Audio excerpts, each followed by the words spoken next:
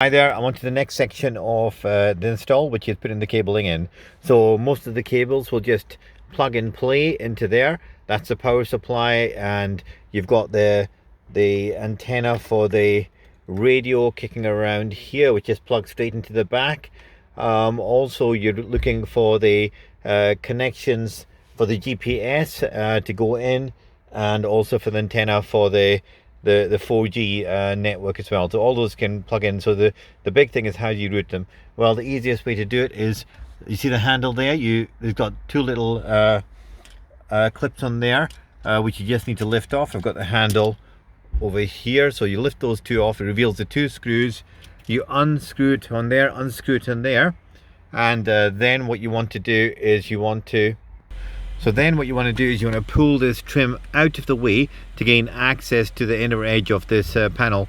Then you start unclipping it, and using your trim remover, as you saw earlier, you're pulling out this trim, lifting it up. The whole trim will then slide out backwards, giving you access to this area here, which your cables go through. As you can see, there's a lot of cables there, and it allows you to attach your antenna across there and attach it. You can see there I've just taken a little bit of the paintwork off just to get a nice connection to the metal work, just a little bit, just to get a nice connection for the DAB antenna. Okay, I've cleaned the glass before you do that, of course. So the next thing I did is I removed the trim across here of the screen, and once you go underneath the trim, you'll see 3 screws, which you can see where that goes in. It's a little bit higher, it screws into there, and you've got a screw there and a screw over here.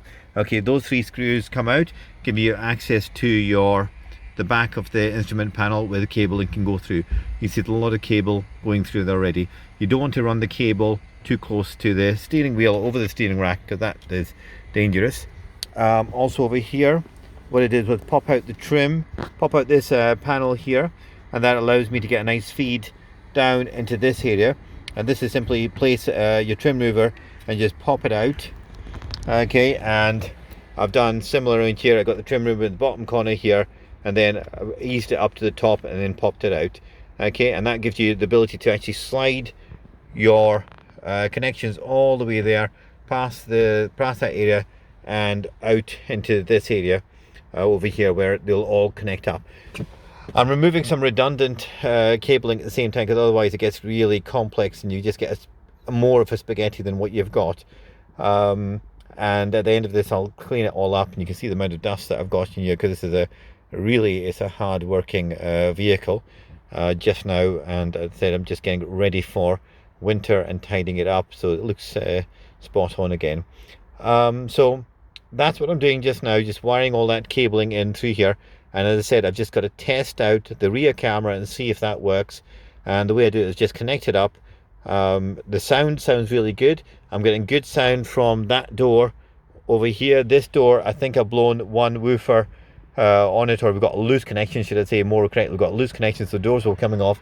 And the back doors, the back speakers aren't great just now, so I'm going to have to go and look at those and see what's going on there. I suspect that the actual speaker cables failed. The connections that I made years ago have failed. I could be wrong, and I'm hoping I'm correct, because otherwise it means that I've got to work on this head unit, and the head unit's not working properly as it should do. But I was having problems with the speakers on that door on the right hand side, driver's door, and I just wasn't quite happy with the sound. So it may just be that the unit has failed due to poor speakers, connections, etc. Who knows? But nonetheless, that's what I am just now. I've left the car door open, and I forgot to turn the engine on, so I killed the battery. So what I'm going to do is just going to wait for that battery to recharge and start putting this all back together again. Thank you so much.